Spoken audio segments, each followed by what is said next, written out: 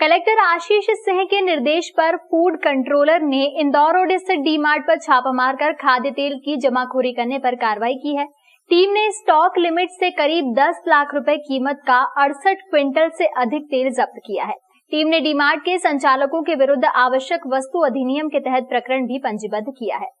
दरअसल मध्य प्रदेश खाद्य तेल और तेल व्यापारी नियंत्रण आदेश 2022 के अंतर्गत राज्य सरकार द्वारा तेल और तिलहन की स्टॉक सीमा निर्धारित की गई है, जिसमें खाद्य विभाग, नापतोल, खाद्य औषधि प्रशासन के संयुक्त दल द्वारा कलेक्टर आशीष सिंह के आदेश अनुसार जिला आपूर्ति नियंत्रक के निर्देशन में डी मार्ट का औचक निरीक्षण किया गया, जिसमें रिटेलर की स्टॉक सीमा 30 क्विंटल से अधिक तेल 97.79 क्विंटल पाया गया, जिस पर जांच दल द्वारा स्टॉक सीमा 30 क्विंटल को छोड़कर शेष 67.7 क्विंटल तेल को जब्त कर मैनेजर अभय सिंह परिहार की सुपुर्दगी में देकर सील लगाकर जब्त किया। जब्त किए गए तेल का बाजार मूल्य करीब 9,89,000 रुपए है। नियंत्रण आदेश अनुसार मौके पर इसका भाव सूची बोर्ड का भी प्रदर्शन नहीं पाया गया, जिस पर तेल का स्टॉक निर्धारित सीमा से अधिक तेल जमा करने आवश्यक वस्तु अधिनियम अंतर्गत धारा 3/7 में डीमार्ट के मैनेजर के विरुद्ध प्रकरण पंजीबद्ध किया गया है। खाद्य नियंत्रक अधिकारी मोहन मारू ने बताया कि सरकार के आदेश के बावजूद भी तेल का स्टॉक बड़े स्तर पर किया जा रहा था। फुटकर व्यापारी के लिए 30 क्विंटल और थोक व्यापारी के लिए 500 क्विंटल संग्रहण की छूट सरकार द्वारा दी गई है। तेल की कालाबाजारी न हो और उचित दर पर ग्राहकों को तेल उपलब्ध हो, उसके प्रयास किए जा रहे हैं। राज्य सरकार ने तेल और तिलहन पे कंट्रोल ऑर्डर लागू किया है 27 अप्रैल को, और सभी व्यापारियों को 30 अप्रैल तक का छूट दिया था वो अपना स्टॉक अंडर लिमिट में कर ले। आज 4 मई को डी मार्ट पे आज कार्रवाई के लिए टीम निरीक्षण करने आई थी कि यहाँ पे कितना स्टॉक है। ये रिटेलर व्यापारी है और इनके पास में हमें जो स्टॉक मिला है वो करीब 97.80 क्विंटल मिला है, जबकि इनका रिटेलर का लिमिट 30 क्विंटल था। तो लगभग इनके पास में 67.97 लगभग 68 क्विंटल अधिक तेल यहाँ पे मिला है, जिसको हमने अधिक माल को यहाँ पे 30 क्विंटल की सीमा को छोड़कर उसको जब्त कर लिया गया है।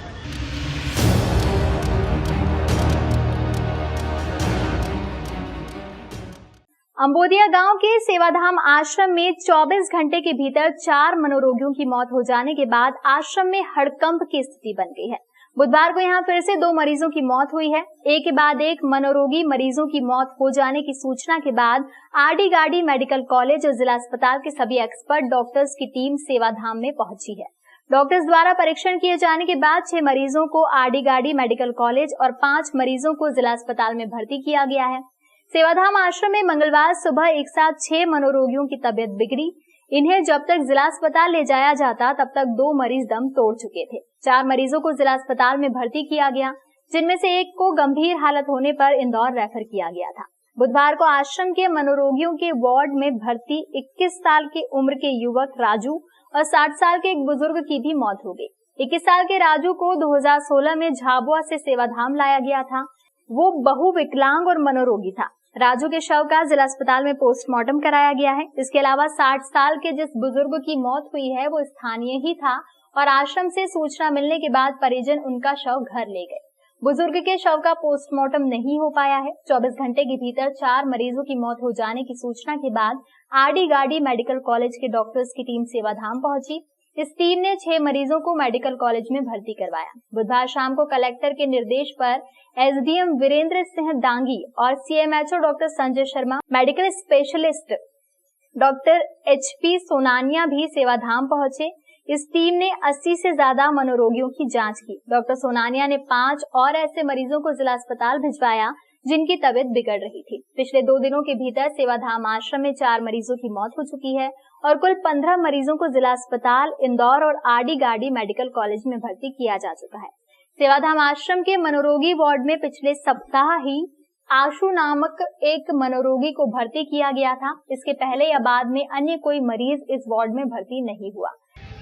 धर्मपिता सुधीर भाई गोयल, जिसको जिला अस्पताल लाए आज और डॉक्टर ने इसको डेट डिक्लेयर दिया है, जिसका हम इसका पीएम करा रहे हैं। और ये झाबुआ जिले में से इसको लाए थे, सड़कों पे पड़ा हुआ था ये, और बहुत कई तरह की संक्रमित इसको बीमारी थी, टीबी थी, एपिलेप्सी की बीमारी थी और बेड रिटर्न था।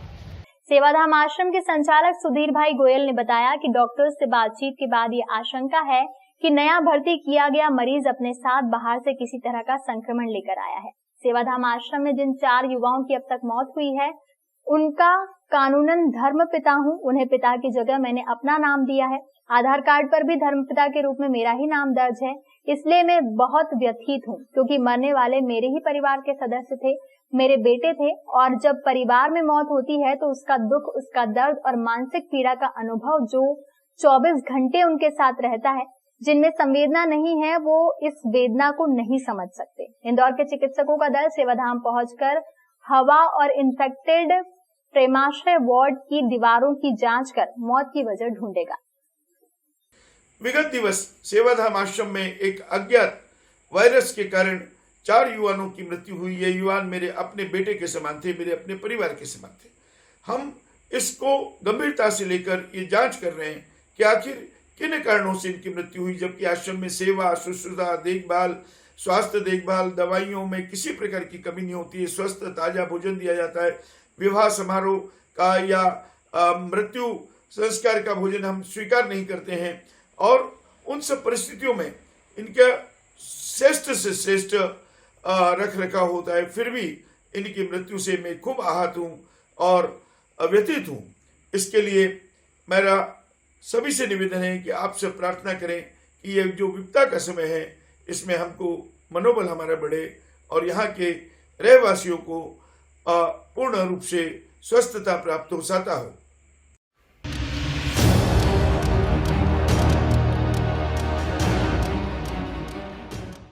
निराश्रितों की मौत के मामले में युवा कांग्रेस ने सेवाधाम आश्रम के संचालक पर केस दर्ज करने की मांग को लेकर कोठी पैलेस पर ज्ञापन दिया।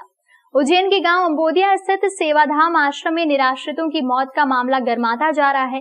3 दिनों के भीतर यहां 4 लोगों की मौत हो चुकी है। आधा दर्जन से अधिक लोग गंभीर हालत में उपचाररत हैं।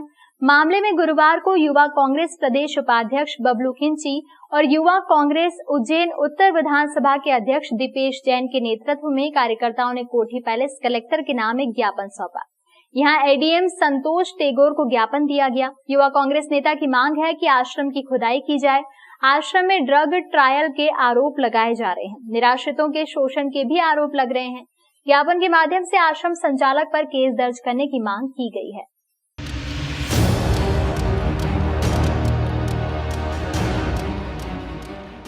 नागदा में पुलिस और कंजरों के बीच मुठभेड़, फायरिंग में एक कंजर घायल, पुलिसकर्मी भी हुए जख्मी। नागदा में बीती रात 1:30 बजे हुई घेराबंदी के बाद नागदा पुलिस और कंजर गिरोह के बीच आमने सामने की फायरिंग हुई, जिसमें एक कंजर के पैर पर गोली लगी है। घायल कंजर को अस्पताल में भर्ती कराया गया है। इस मुठभेड़ में नागदा के कुछ पुलिसकर्मी भी घायल हुए हैं। नागदा सीएसपी मनोज रत्नाकर ने बताया कि क्षेत्र में कंजरों का मूवमेंट दिन प्रतिदिन बढ़ रहा था। इसको पकड़ने के लिए पुलिस लगातार पेट्रोलिंग कर रही थी। इसी दौरान बीती रात गांव टुटिया खेड़ी में पुलिस का सामना 3 कंजरों से हुआ, जो कि एक मोटरसाइकिल पर सवार थे। कंजरों ने पुलिस को देखकर फायरिंग शुरू कर दी। जवाब में पुलिस की ओर से 8 राउंड फायर किए गए, जिसमें से एक कंजर घायल हो गया। घायल कंजर का नाम मिठू पिता बचनिया है, जो कि लाखा खेड़ी गांव का निवासी है। इसके अन्य 2 साथी राकेश और उदय सिंह फरार हो गए हैं। तीनों का आपराधिक रिकॉर्ड भी है। घायल कंजर का उपचार नागदा सिविल अस्पताल में चल रहा है। पूरा मैटर जो है, अभी 3-4 दिन पहले एक वीडियो वायरल हुआ था, जिसमें कंजर लोग आए थे हथियार सहित अपने नागदा क्षेत्र के जूना नागदा क्षेत्र में। उस वीडियो को हमारे वरिष्ठ अधिकारियों ने भी देखा, तो एसपी साहब, एडिशनल एसपी साहब, सीएसपी साहब के मार्गदर्शन में लगातार हम लोग चेकिंग कर रहे थे। बेरछा रोड पे, कई रत्नाखेड़ी रोड पे, अलग अलग जगह पे आज भी हम लोग चेकिंग कर रहे थे। और पेट्रोलिंग के दौरान हम लोग टुटिया खेड़ी के पास पहुंचे, कच्चे रास्ते पे। जैसे हम लोग की गाड़ी आगे बढ़ी तो थोड़ी देर हम लोग गाड़ी वहीं कच्चे रास्ते पर रोक ली। कंजरों का आने का जाने का रास्ता वही था, वहाँ रोक ली। तो एक मोटरसाइकिल वहाँ सामने से आती देखी, हल्का हल्का अंधेरा था, कुल मिला के मोटरसाइकिल की लाइट दिखाई दे रही थी। और हमने वो गाड़ी थोड़ी दूर खड़ी कर दी थी। और थोड़े से आगे बढ़ के हम लोग मोटरसाइकिल रोकी। हम लोग के साथ में पूरा स्टाफ था अलग अलग। जैसी गाड़ी रोक रही, उन्होंने जैसे पुलिस को देख लिया, वर्दी में थे हम लोग। जैसे पुलिस हम लोग को देखा तो गाड़ी टर्न करने की कोशिश की, फायर ठोक दिया। अरे पुलिस से भागो भागो भागो, और फायर ठोकना शुरू कर दिया वहाँ से। हम सभी लोग ने अपने पोजीशन ली। और हम लोग के पास से सोम सिंह भी, इसके भी पान के पास से निकल गई, हम लोग हमारे पास से भी निकल गई। उधर से लगातार दौड़ते जा रहे थे, तो फिर हम लोगों ने हवाई फायर किए, फिर स्टाफ ने किया। और जब कंजर हावी होते दिखे तो एक हमने अपने निशाने के साथ टांगों के पास से ऐसे पीछे गोली मारी तो एक कंजर के पैर में लगी है। और पूछताछ में उसने अपना नाम मिट्टू कंजर बताया, रहने वाला लाका खेड़ी का। मोटरसाइकिल आती दिखाई दी तो इन्होंने जब उतरे सामने आए तो सामने देखा उन्होंने पुलिस है तो वो मोड़ने लगे और मोड़ने से पहले ही उन्होंने फायर कर दिया है। जैसे टीआई साहब ने देखा कि उन्होंने फायर किया तो इन लोगों ने दाएं बाएं पोजीशन दी, 1-2 फायर और किए तो इन लोगों ने भी फिर इनके साथ में टीआई साहब और भी इनका स्टाफ था, इनके पास भी पिस्टल थी, SLR थी, उससे हवाई फायर इन लोगों ने भी करे। उसके बाद में फिर एक और फायर टीआई साहब के पास आया तो कान पे पास में से निकला, दाहिने कान के पास में से निकला तो फिर टीआई साहब ने एक हवाई फायर किया। उसके बाद भी लगातार फायरिंग होती रही तो टीआई साहब ने अपने और अपने फोर्स की आत्मरक्षार्थ इनके द्वारा भी एक गोली सामने चलाई गई, जो कि गोली चली। फिर उसके बाद में भगे, उनमें से 2 आदमी भगते दिखे इनको, कोई लाइट मोटरसाइकिल गिर गई थी और उसकी लाइट जल रही थी तो लाइट जलते में दिखा 2 आदमी भग रहे हैं। तो फिर ये लोग भी भगे दाएं बाएं करके, उसमें एक आदमी को जिसको गोली लगी उसको पकड़ा और बाकी भग रहे थे तो स्टाफ ने उसको पकड़ने की कोशिश करी, लेकिन रात का अंधेरा का फायदा उठाकर 2 आदमी भागने में सफल रहे। उसमें हमारे स्टाफ को भी चोट आई है।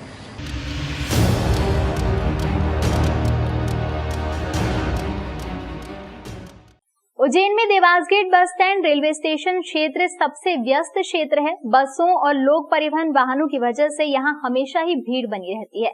गुरुवार को ट्रैफिक पुलिस ने इस क्षेत्र में अभियान चलाकर चालानी कार्रवाई की और इस क्षेत्र का यातायात प्रबंधन ठीक करने की कोशिश की। उज्जैन में पिछले कुछ दिनों से पुलिस और प्रशासन का पूरा अमला पंचकोशी यात्रा, शनिश्चरी अमावस्या, ईद और अक्षय तृतीया पर्व की ड्यूटी में जुटा था। अब जाकर पुलिस को जरा फुर्सत मिली है। गनीमत है कि पंचकोशी यात्रा से लेकर ईद तक के सभी पर्व और त्योहार शांति से निपटे हैं। जरा फुर्सत मिली तो यातायात पुलिस का अमला फिर से शहर की सड़कों को वाहनों के आवागमन के लिए फ्रेंडली बनाने में जुट गया। शुरुआत देवास गेट रेलवे स्टेशन क्षेत्र से की गई। रेलवे स्टेशन परिसर के बाहर मेन रोड पर मैजिक ऑटो जैसे लोक परिवहन वाहनों की वजह से अव्यवस्था होती है। देवास गेट बस स्टैंड के पास बसों की वजह से ट्रैफिक जाम की स्थिति बन जाती है। गुरुवार सुबह ट्रैफिक थाने के सूबेदार मनीष शुक्ला और उनकी टीम इस क्षेत्र में पहुंचे और यहां का यातायात प्रबंधन ठीक किया।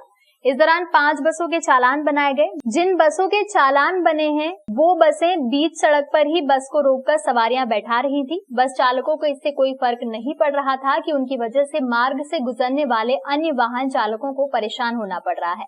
बसों के अलावा ट्रैफिक पुलिस के दल ने देवास गेट बस स्टैंड चौराहा पर 1 दर्जन से ज्यादा ऐसे 2 पहिया वाहन चालकों के भी चालान बनाए जो 3 सवारियां बैठाकर चल रहे थे या यातायात को बदहाल स्थिति में पहुंचा रहे थे।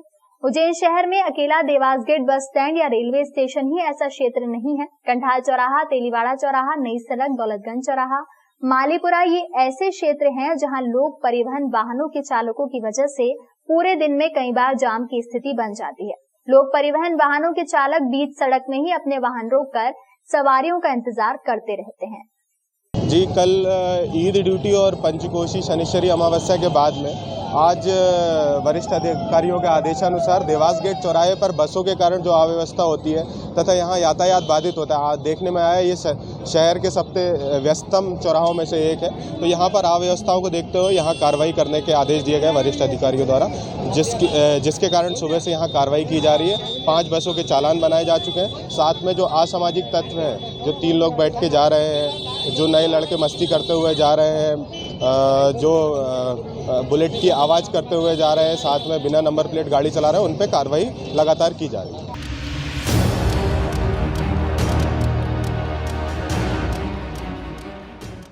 मक्सी रोड के ताजपुर गांव में बुधवार देर रात 18 साल के एक युवक की संदिग्ध परिस्थितियों में मौत हो गई। ये युवक अपने दोस्त की बमन पार्टी में शामिल होकर बारात में ताजपुर गया था। यहाँ देर रात डीजे की तेज धमक पर नाचते हुए वो अचानक बेहोश हो गया।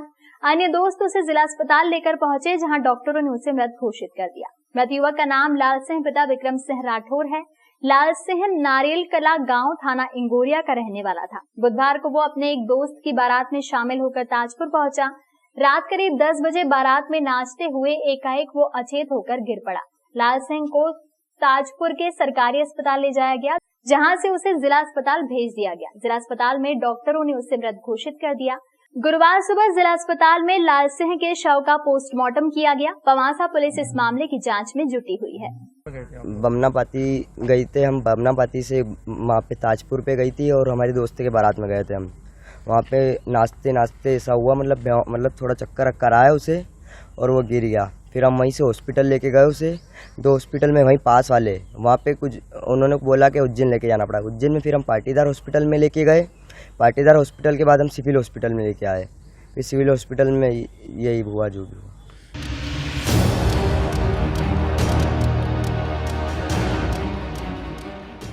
उज्जैन शहर के मास्टर प्लान को लेकर इन दिनों भोपाल में कवायद चल रही है। नगरीय प्रशासन विभाग के प्रमुख सचिव खुद मास्टर प्लान पर आने वाले दावे आपत्तियों का निराकरण कर रहे हैं। इसी बीच गुरुवार सुबह पिपलीनाका चौराहा पर सैकड़ों की संख्या में लोग एकत्रित हुए और इस इलाके के रहवासी बस्तियों को सिंहस्थ क्षेत्र से मुक्त करने की मांग करने लगे। रहवासियों ने मुख्यमंत्री और मुख्य सचिव के नाम कलेक्टर के प्रतिनिधि को ज्ञापन भी सौंपा है। उज्जैन में मास्टर प्लान पर दावे आपत्तियों की सुनवाई अब राजनीतिक अखाड़ा बनकर रह गई है। दोनों तरफ से एक ही दल के नेता कुश्ती कर रहे हैं। मामला उत्तर दक्षिण के वर्चस्व का भी है। उज्जैन में मास्टर प्लान पर सुनवाई हुई तो इससे विवादास्पद करार दे दिया गया। अब भोपाल में 8 मई तक प्रमुख सचिव दावे आपत्तियों पर सुनवाई करेंगे। गुरुवार सुबह पिपलीनाका चौराहा पर सैकड़ों की संख्या में लोग एकत्रित हुए। विधायक पारस जैन और पूर्व नगर निगम अध्यक्ष सोनू गहलोत भी इनकी अगुवाई करते दिखाई दिए। पिपलीनाका इलाके में महावीर नगर, ग्यारसी नगर, ज्ञान टेकरी, जानकी नगर, हरिनगर ऐसी कॉलोनियां हैं जहां पिछले 2 दशक में सघन बस्ती बस चुकी है। पक्के मकान बन चुके हैं। सिंहस्थ 2016 के बाद भी इन कॉलोनियों में 400 से ज्यादा पक्के मकान बन गए हैं।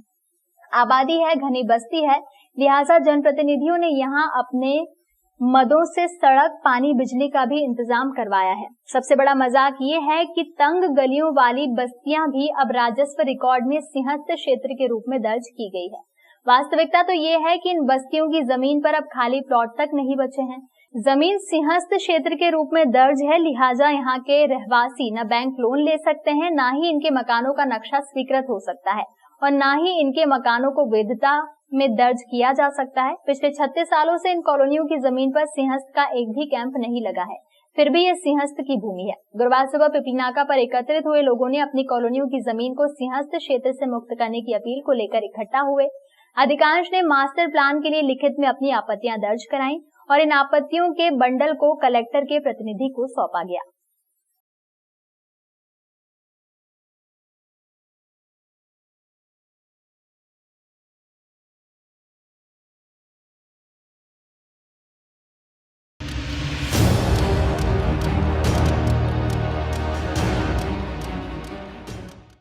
इंदौर में पैसेंजर टाटा मैजिक में अचानक लगी भीषण आग, मैजिक जलकर हुई खाक। एमजी रोड थाना क्षेत्र के संजय सेतु पुल के यहां चलती टाटा मैजिक में अचानक आग लग गई। आग लगने से मौके पर अफरा तफरी मच गई। हालांकि गाड़ी में सवार ड्राइवर और सवारी सुरक्षित है, किसी भी प्रकार की कोई जनहानि नहीं हुई है। घटना की सूचना मिलते ही दमकल की टीम मौके पर पहुंची। टीम की मदद से पूरी तरह आग पर काबू पाया गया। हालांकि भीषण आग से टाटा मैजिक पूरी तरह जलकर खाक हो गई।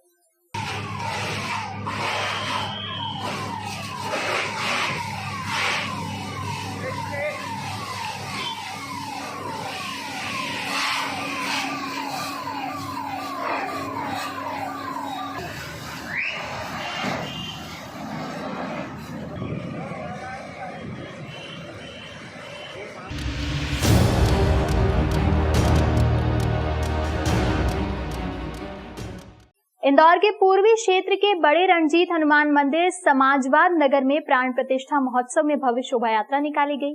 यात्रा में घोड़े, बघी सहित रथ पर राम दरबार और शनिदेव की मूर्तियों को प्राण प्रतिष्ठा के पूर्व नगर भ्रमण कराया गया। दरअसल समाजवाद नगर स्थित 131 वर्ष पुराने राधे कृष्ण और बड़े रणजीत हनुमान मंदिर का जीर्णोद्धार सहित भव्य मंदिर निर्माण कार्य किया गया। नगर के रहवासियों और भक्तों द्वारा सहयोग से मंदिर का निर्माण कार्य पूर्ण हुआ है। निर्माण कार्य पूर्ण होने पर 5 दिवसीय आयोजन किया जा रहा है। आयोजन के प्रथम दिन भव्य शोभा यात्रा और कलश यात्रा निकाली गई। शोभा यात्रा मंदिर प्रांगण से आरंभ होकर महूनाका चौराहा, रणजीत हनुमान मंदिर से होकर पुनः मंदिर पर समाप्त की गई। यात्रा में नगरवासी सहित हजारों भक्त शामिल हुए। यात्रा के दौरान भजनों पर सैकड़ों महिलाएं नाचती नजर आईं, तो पुरुषों द्वारा अखाड़े के करतब दिखाए गए। वहीं यात्रा में प्राण प्रतिष्ठा के पूर्व राम दरबार, शनिदेव सहित अन्य मूर्ति आकर्षण का केंद्र बनी रही। यात्रा मार्ग में भक्तों द्वारा जगह जगह पर भव्य स्वागत भी किया गया। यात्रा के बाद बड़े रणजीत बाबा का श्रृंगार कर 56 भोग लगाकर संगीतमय सुंदरकांड का पाठ किया गया। यहाँ पे बाबा की जो प्रतिमा है, यहाँ का जो इतिहास है, वहाँ जो ये पट्टी यहाँ पे लगी हुई है उसमें लगभग 131 साल पहले की एक पट्टी लगी हुई है जिसमें लिखा हुआ है कि बाबा का ओटले का निर्माण कराया गया। तो बाबा की प्रतिमा के बारे में तो कोई जानकारी है नहीं कि कितनी पुरानी है, लेकिन ये है कि कम से कम 150 साल पुरानी प्रतिमा है जो काफ़ी जीर्ण अवस्था में हो गया था पूरा मंदिर। उसके बाद में 2017 से पूरी कॉलोनी और जन सहयोग से इस मंदिर का वापस निर्माण कराया गया, जीर्णोद्धार कराया गया है। और 2 साल से कोरोना काल की वजह से यहाँ पे प्राण प्रतिष्ठा का कार्यक्रम नहीं हो पाया, इसलिए इस बार हमने 5 दिवसीय प्राण प्रतिष्ठा महोत्सव का आयोजन रखा है।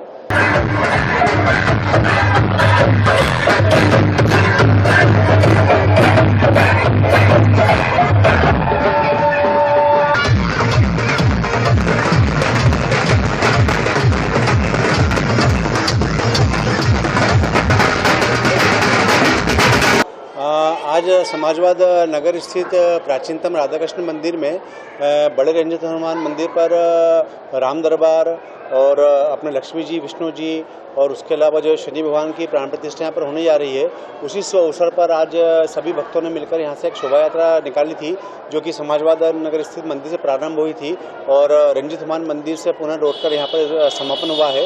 यहाँ पर 3 दिन ये उत्सव मनाया जा रहा है जिसमें समाजवाद नगर में स्थित सभी जो है भक्त है, यहाँ के निवासी है, वो सब मिलकर इसमें सहयोग कर रहे हैं। इसके अंतर्गत यहाँ पर 3 दिन का भगवान की प्रतिष्ठा का कार्यक्रम यहाँ पर रखा गया है जिसके अंतर्गत 5, 6 और 7 को सभी भगवानों का यहाँ पे अन्नाधिवास है, जलाधिवास है, फलाधिवास है और उसके अलावा भी जो अन्य धार्मिक कार्यक्रम है, रीति रिवाज है, उसके अनुसार भगवान की प्राण प्रतिष्ठा यहाँ पर की जाएगी। और 8 तारीख को संपूर्ण नगर का यहाँ पर भोजन हेतु अखंड भंडारे का भी यहाँ पर आयोजन रखा गया है।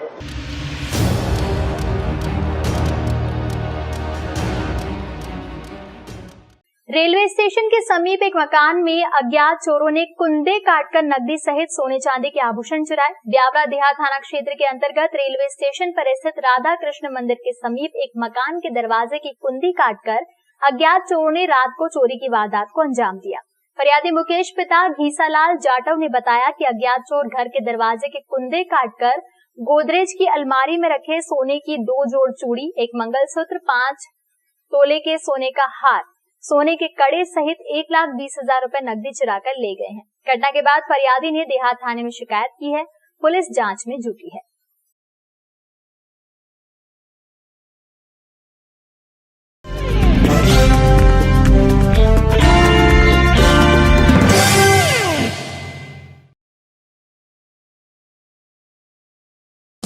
देश विदेश गांव शहर सब पे नजर, सबकी खबर, नया रूप है, नए है रंग, सबको समेटे अपने संग। आपका अपना शहर का सपना दैनिक अवंतिका, दैनिक अवंतिका, दैनिक अवंतिका।